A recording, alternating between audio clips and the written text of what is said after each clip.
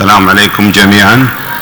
It's my pleasure to chair this session today. It will be about H. pylori infection.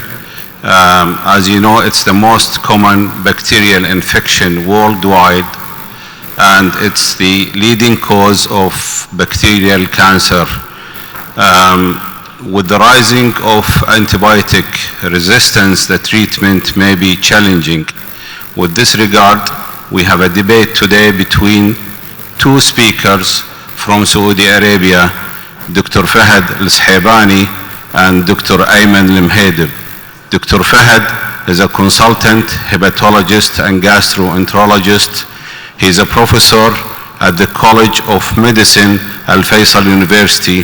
He is American board certified in internal medicine and gastroenterology, and he has a fellowship in advanced therapeutic endoscopy from the University of Alberta in Canada.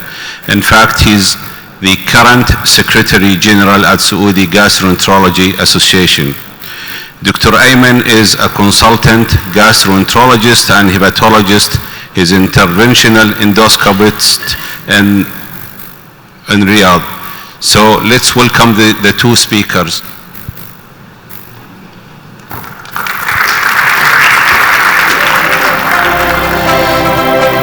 They will talk about resistant H. pylori. One will be against treatment and the other speaker will be with the treatment. So we'll see the challenge now. Assalamu alaikum and good morning everyone. Thank you to the Kuwait Gastroenterology Association, Dr. Ahiba and the team, Dr. Salem, and Dr. Ayman, who is in the last minute actually has taken over from Professor Al-Madi, who has really a social commitment. And to answer the question of resistant H. pylori, to treat or to leave, it's really a big question and a tough one. And there is actually no evidence to support either way. So my presentation is over with Dr. Ayman. However, we have to say something in the next 30 minutes. So we have decided actually not to make it a debate, just go through presentation and to share our experience. And maybe with your presence and your support, with Dr. Marsha also here, we can also hear his opinion. So I think I can proceed. Dr. Ayman. Thank you for having me today. It's my pleasure to be part of this amazing conference.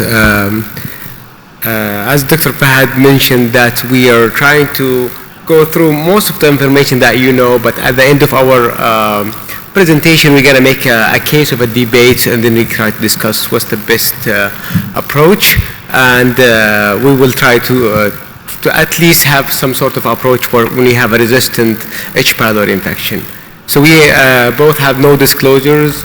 As you all know, H. pylori is a very common in our area compared to the Western population. We almost diagnose every week at least 1 to 2 cases or more, I mean, for each attending. So our objective today, we will be talking about our view of H. pylori, when to treat and test, what causes the resistance, when should we treat, and can this treatment be helpful or harmful? So a bit of epidemiology that you got, maybe all of you know about that. It's more than 40% available in the entire world. The preference has declined compared to like 1980, from 58 to 43, remains still 60% in many low resources setting. Infection is typically acquired in early life, and later in life, adult traveling in the area with H. pylori. When I was in training in the US, I used to see the patient coming from Middle East area, mostly in the veteran hospitals that has H. pylori. So that tells you that when you travel, sometimes you might get H. pylori. The precise mode of transmission is unclear, but most of us think this is oral or fecal-oral transmission, and it also could be community transmission. This picture is just showing like where is the highest impact or highest prevalence in the world. So, I mean, we were talking about more the east side is higher than the west side. If you look at the Middle East, we are in the 50% range or higher. So we still have higher number of cases. Again, if you look closer to the area, like compared to Saudi, to Kuwait, to UAE, and all the area, it's like we're all around 40 to 70%. I would say the more accurate number is about 50%. Again, even if you look deeper into, like, for example, in Riyadh, or like the area of the middle of Saudi, for example, there's some difference between north and south of Saudi is having higher number compared to the north. And I think this data might not be that accurate because it depends on how you get it, and most of it were obtained based on serology, so it might not be that accurate, but it still tells you a hint about how common is this disease, and I don't think anyone has any doubt about the prevalence of the disease. What's the indication for H. pylori testing? I mean, if you have someone with peptic ulcer disease, definitely someone has a lymphoma, someone who has an endoscopic resection of early gastric cancer, dysplasia, metaplasia, someone with functional dyspepsia, if you have family history of gastric cancer with some symptoms, if you have unexplained iron deficiency anemia, or ITP. So ITP is one of the things that can be related to autoimmune gastritis. Long-term use of PPIs, it has been associated with positive H. pylori because the patient has symptoms, and long-term of using NSAIDs. So now, it's the same thing I just mentioned. I'm sure most of you in the clinic have seen such a patient, and this is not the goal of our topic today. We're just going to get an overview of when to test and treat, and I don't think I'll try not to go in details on this slide. Okay, so the determination of when to test and treat should be viewed as single rather than two separate distinct decisions, and this is more of the clinical and lab combination information that you might get. For successful treatment, the goal of H. pylori eradication should be more than 90%. Most efficacy therapy should be used first, and I mean the higher efficacy medication should be utilized first. And to have success in treating H. pylori, you need either cure rate or culture sensitivity. I'm going to pass this to Dr. Fahad. What do you think about the culture media? What's your concern about that? Do you think this is something widely available? Or what's your approach when you have someone who has like resistant H. pylori? You know, the guidelines now saying that after you fail the second line, it's recommended actually to do the culture or PCR. Unfortunately, the culture and PCR are not available in many hospitals, including our hospital. It was available at one stage, then it has been withdrawn because there was like a fungus that was spread like in the lab, and they said, okay, we cannot do it. But now we are adapting actually the PCR that you can do it from the stool, you can do it from the biopsy itself, and once you get it positive, it will run 6 antimicrobial sensitivity and resistance for you. So this is what each hospital, either private or governmental, should try to get the PCR. I know it is expensive, it costs like $400 to $600 US dollars, but this is going to be the trend in the future, that you might do it from the first time, we can do it after failure, especially after second failure. Okay, so we'll talk more about this in the next few slides. Again, it's one thing that you need to know your area. So are you in a high resistant area for clarithromycin or a low? So in our area, so this is the approach for in areas who has less than 15% clarithromycin resistant, which is not applicable to our area because we have higher, more than 15%.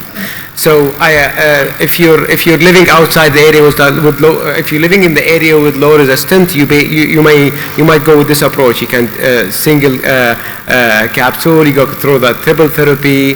Then if you want to try clarithromycin triple therapy, you can go through this road. But I think I'm going to focus about the next slide because that's what's more of our area in here. So Now, if you have more than 15% is unknown clarithromycin resistant, then you do the single capsule treatment as a first line. If failed, then you might consider levofloxacin or quadruple therapy, or you might go to the rifabutin. I personally use the first line quadruple therapy. I go straight to Pylari. I don't do any more triple therapy. And I'm still seeing a lot of people still doing triple therapy, because if you look at the data and also patients in clinic, that you have a lot of recurrence of H. pylori. So even our new guideline now is just suggesting to go straight to Pylari, which is like the quadruple therapy, because the resistance rate in the triple therapy is high. So not sure if Dr. Fahad, what do you think about that? Again, we go with the guidelines. So the guidelines has been published in 2022. According to our area, clarithromycin resistance is 23%. So we have to go with non-triple therapy, either bismuth-based or concomitant or levo-based. And we agreed in the guidelines, first and second line therapy, it has to be bismuth-based therapy. And for the next slide, I mean, this study has been done with Dr. Fahad and his group, and we have found to have the higher resistance rate was to flagell, up to like 50%. And you see the lowest one was to tetracycline. So this also suggests that clarithromycin and amoxicillin it's still in the higher group of resistant, and that's why probably we should not use it as a first line anymore, because it will probably not be a long-term effect when it comes to cure of the disease. Mechanism of contributing to H. pylori eradication. Why would we having a problem to eradicate H. pylori? So it's either patient adherence. You know, when you're doing, for example, Pylari, you have to do 12 pills a day. It would be really difficult to be adhered for 10 days, and specifically in older patient. If you have, as we discussed, we have antibiotic resistant issues. We have drug formulation, dosing timing. I mean, how many pills after meal, before meal, all that. If you think about Pylari, you are taking 14 pills a day. I mean, like 12 pills from the antibiotic and 2 PPI. That's a lot. And also it has to do with the intragastric pH effect. So it's a multifactorial issue. It's not only one thing, but I think it would be good to have an awareness why we're having a problem. Now, we're talking about like established benefit of why we eradicate H. pylori, because it leads to resolution of inflammation. It's eliminate DNA damage and decreasing risk of cell turnover, and restore the gastric acid secretion, and prevent recurrence of H. pylori, gastritis, iron deficiency anemia, or ITP, or definitely the most concerning part is cancer. We're seeing a lot of like compared like in the area we have higher gastric cancer compared to like to Western areas, because I do believe it has to do with H. pylori presence, and also maltoma. Reduce complication of NSAID and prevented early gastric cancer, as I mentioned. Now this slide, probably you all know why we're having peptic ulcer disease. In general, peptic ulcer disease it's caused by many things, and one of them is H. pylori. Again, I'm trying to skip a couple of slides because the more interesting slide is coming for the next 5 minutes.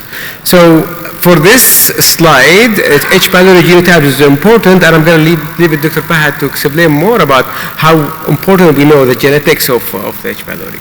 This is very interesting study that we have done by Rizwan, and showed actually the genetic part of the H. pylori play a role with regard to the gastritis. Is it acute, chronic, is it ulcer, is it cancer? Fortunately, we didn't really see a lot of FAC-A H. pylori that predisposed to gastric cancer. So in Saudi Arabia, I can say it is not there. So we see it mainly in Western region. Maybe one thing to mention, the CAG-A also is known as a carcinogen 1, so it's one of the things that could cause gastric cancer.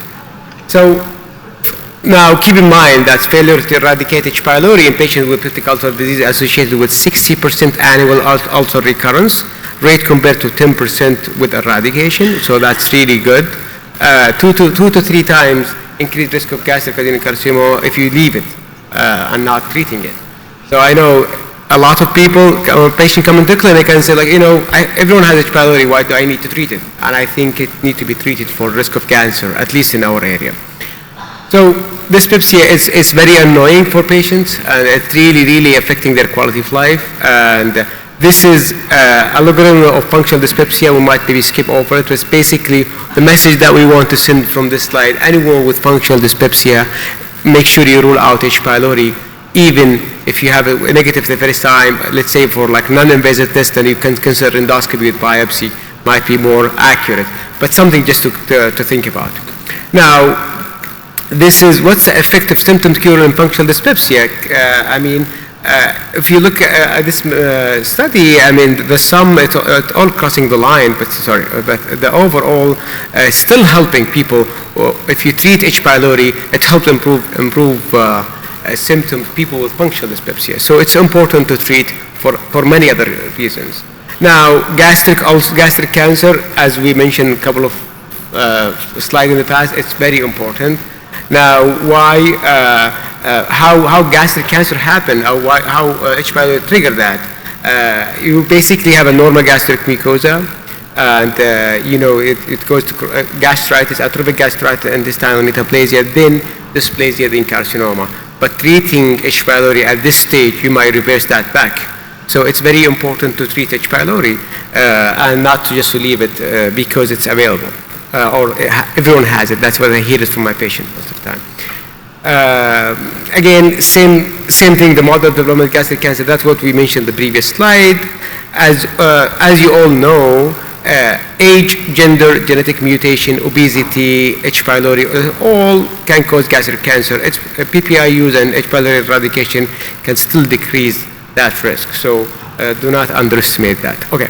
So now I'm going to move the mic to Dr. Fahad and to talk about population screening. So what's the benefit of treating H. pylori and screening H. pylori on the major population? Excellent. So patients, when you talk to them, they are not really scared from dyspepsia or ulcer or gastritis. But once you reach a stage that you tell them there is a risk of cancer, they start to wake up and they, okay, now what's the function? What can we do to prevent this cancer? We know it is not really prevalent in Saudi Arabia. And I remember when I was in Canada with Dr. Panzanten, I told him, how can we prevent cancer for patients with H. pylori? He said, do colonoscopy for them to prevent colon cancer, which is more common than gastric cancer, even in Canada. So we know the risk is really small. However, we have to let the patient aware. Now, is there really a benefit of screening the population in Saudi Arabia or the Gulf country? Probably not, because you know that risk of cancer is still small in our area. However, it might prevent other things like dyspepsia, ITB, unrefused anemias, ulcerations, and it has also its own side effect that we'll talk about it later on. Okay, so for the next slide, H. pylori eradication of gastric cancer, this study is clearly showing favor eradication part. If you eradicate H. pylori, you have a better outcome of reducing gastric cancer. Eradication reduced risk of gastric cancer, again, is the same. It's still favoring eradication of H. pylori. I don't think anyone has a doubt that eradicating H. pylori is important.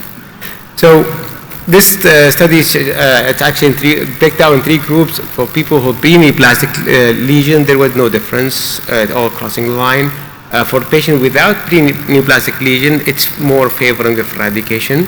That will be prevented. But if you think about both groups together, they're still favoring eradication part. So it's still, again, even if you have lesion or not, you have to eradicate H. pylori. This is the same effect subsequent mortality from gastric cancer. It's still decreased mortality rate in those patients when you eradicate H. pylori. What about all-cause mortality? All-cause mortality probably does not change much. And this is really important, Dr. Ayman. Yeah. Looking at all-cause mortality, it favors actually the control. So there is still probably risk of treating, so we don't know yet. But risk of cancer is less, or risk of mortality, there is really no much difference, but you see the diamond probably favoring the control. So the long-term effect of H. pylori, again, is H. pylori. This Chinese, Dr. Ayman, if you remember, we discussed it before. This is a Chinese study that they followed the patient for up to 23 years. So they have 1,600 patients. Some of them went into treatment, some of them just controlled without treatment, and they looked at what happened to the patient after 26.5 years, and they found actually risk of cancer is much less, especially in those with pre-existing lesions like intestinal metaplasia, there is adenomas, there is something raised lesions in the stomach. Otherwise, probably there is no big difference. This is the same thing. Maybe Dr. Fahad talk about the number needed to treat to prevent gastric cancer in this study. It's 124 overall. Yeah. So to prevent one gastric cancer, you need to treat 124, but it depends on the region. The lowest is in China, actually in men, and the lowest or high in women in the US, 245. So the question to you, Dr. Fahad, should I eradicate H. pylori from cost point of view? Now, looking at the cost, so if there is any benefits more than the harm, and the patient is agreeing about it, it's very cost effective. And you know that treating H. pylori, it will cure the ulcerations, prevent recurrence, reduce the ulcerations in the future, and gastritis, and might also treat ITB and orange anemia. So in general, we say yes, benefits usually more than the harm, and it is going to be cost effective even to prevent cancer in the future. So we're going to switch gears a little bit. We're going to present a case from clinic, a real case, a real life case. And I'm sure most of you have probably encountered at least one. Just to see what we would like to make this, if we can, interactive to see what you guys think. But Dr. Fahad had this case in his clinic. Maybe he's better to talk about it because he knows the patient. So basically, this patient I saw like a couple of weeks ago. She is a female. She received triple therapy in one of the hospitals for 10 days. Then still persistent H. pylori, treated with Pylira for 10 days, still persistent. Then the treating physician said, well, let me go with extended actual Pylira for 14 days. And she came to my clinic, still positive UBT. She reported good adherence, which is really a major factor. And remember, the patient has to be adherent for at least 70 to 80% to get the cure. And make sure that also they are taking proton pump inhibitors with that. Some of the patients, unfortunately, they just take like quadruple therapy and they forget to take the PPI. They think it's an optional. Only if they get dyspepsia or pain, they take it. So what happened that the test was positive. She has no family history of cancer. And now she's asking, do I need treatment? So treated 3 times before, and now still positive to treat or to leave. Any thoughts? Anyone would like to comment? So 3 times, she has no cancer, mild symptoms. Actually, her symptoms are reflux, not really dyspepsia symptoms. She has no ITB, no orange anemia, no family history of cancer. We scoped her only very trivial gastritis, and the biopsy is positive for H. pylori, numerous H. pylori. Do you treat or to leave? Who is going to treat? Or just say, well, treat. Who's going to 3 treat? times treated. 3. Treat. Okay, they will go maybe 40% treat, and the rest maybe not treat. How many people will leave this? We just mentioned the risk of cancer, you don't leave the patient has a risk of cancer. Treated 3 times. She's asymptomatic almost. No cancers in the family. She's doing well. She said, do you need to treat or leave it just? So it depends on the physician, depends on the patient, depends on the medicine art.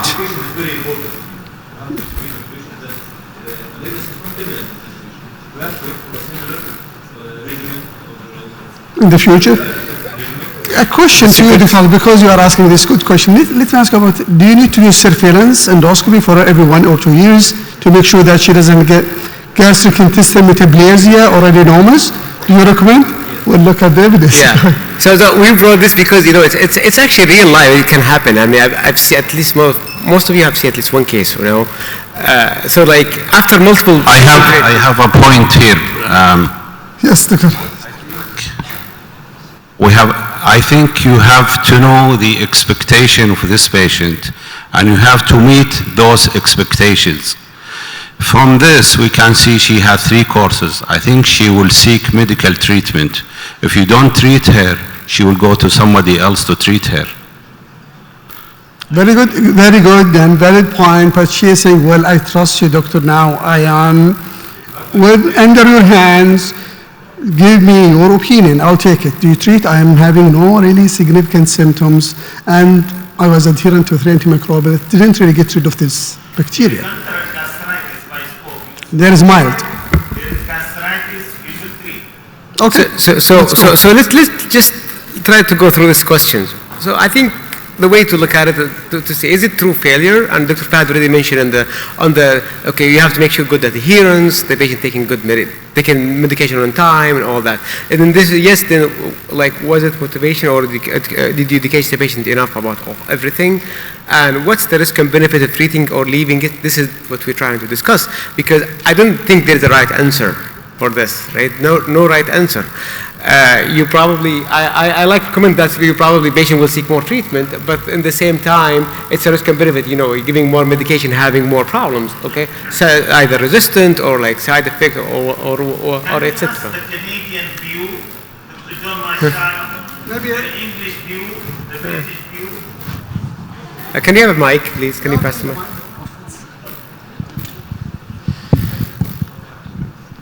Well, I don't know if I have a clear answer, because this is a less common scenario in Canada because of our low prevalence. But one of our issues is we have a very international population, so our H. pylori is always imported from all corners of the world. So very different eradication strategies. I have to say, for most of our patients, when we get to the stage of 3 treatments, we'll, I think, pursue more therapy. I don't have a fixed number in mind, but 4 or 5 treatments, I start to have the conversation, this may be futile. This patient doesn't have intestinal metaplasia, doesn't have atrophic gastritis. So I think the window is quite long, so we can often continue this discussion for many years, I think. That's great, thank you. So now, again, the same what we mentioned: side effect of medication, duration, complexity of treatment, patient information, physician motivation. 10% of patients will fail and 60% on medication.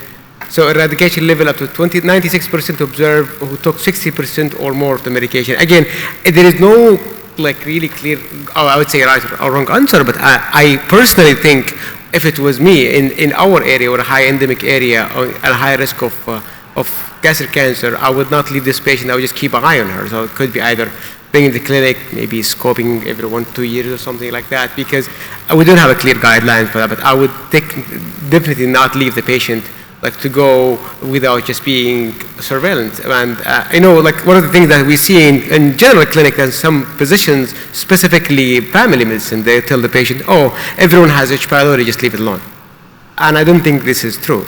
So again, less than 20% of infected patients that will have clinical sequences. So I'm going with your point now that probably leave it alone, like just don't treat. The risk of cancer is still low, or it's not that high. We're trying to, we know there is risk of cancer, but it's not imminent. That's true, okay? And Dr. Fahad and I, we talk about, okay, if you treat, then what will happen? You increase risk of resistance, you increase, maybe, you know, as it's well known that if you treat H. pylori, you increase risk of reflux. So patients have more reflux, more symptoms.